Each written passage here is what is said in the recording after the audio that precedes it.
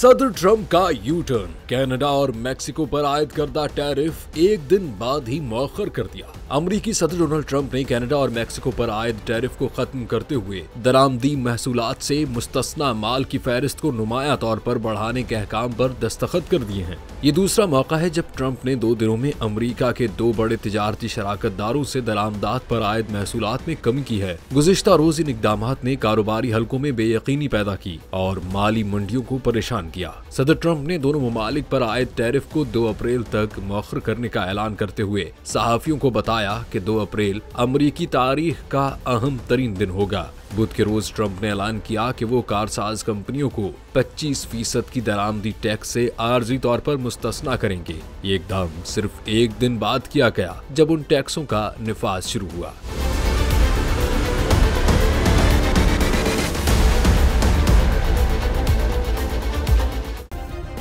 Subscribe करें और bell दबाएं ताकि कोई खबर रह न जाए।